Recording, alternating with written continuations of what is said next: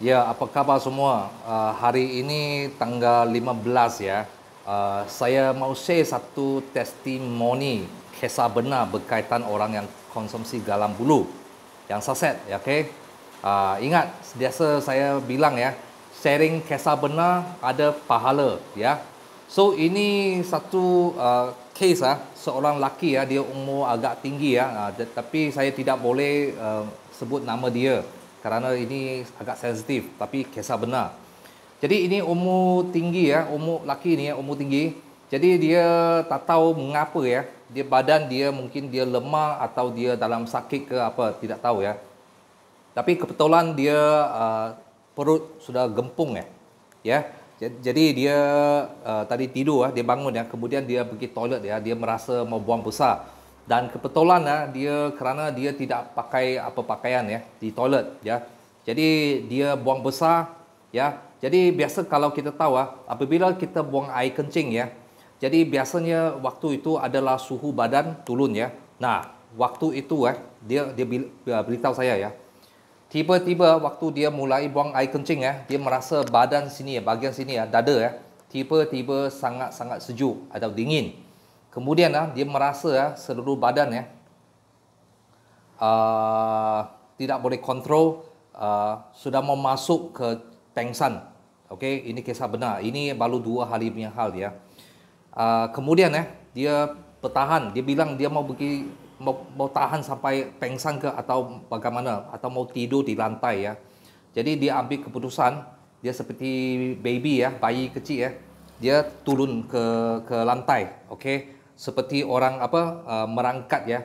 Jadi kebetulan juga dia punya toilet berdekat di dapur, dan juga dia ada garam bulu saset. Dia merangkat ya, dia merangkat dari toilet keluar, dan sebelum tu ya dia ada cuci dia kerana dia sudah mulai ada buang besar ya, dia cuci dia punya ini, kemudian dia keluar ya, dia merangkat ke dapur, dia cari garam bulu saset, kemudian dia langsung buat sedikit air panas atau air suam atau sedikit hangat ya, dia buat itu air garam bulu, dia minum. Nah, dia bilang setelah minum garam bulu lebih kurang 3-5 minit dia punya badan balik ke normal. Okey, ini kisah benar. Kemudian dia sudah okey, dia langsung tak tahu saya pun tidak tanya dia dari toilet, dari dapur, dia cepat pergi ke tempat bilik tidur dia tidur. Dia tidur istirahat ya. Kemudian dalam 10 minit segala badan dia balik ke normal. Tetapi dia ada bilang waktu dia tertidur di atas katil dia bilang itu seluruh muka dia basah.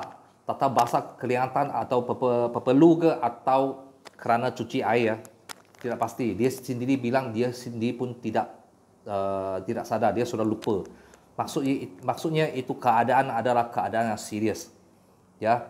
So untung ada garam bulu saset. Ya, garam bulu HiO. Okey, ini satu kisah benar ya. Saya rasa hal ini sering berlaku kepada orang yang umur tinggi. Kadang orang umur tinggi dia punya imun sistem atau antibody kurang bagus, justru mudah jatuh di keadaan tiba-tiba sesuatu berlaku ya, kecemasan ya kepada badan. Ya, untung dia toilet dan dia biar dapur dekat dan ada garam bulu ya.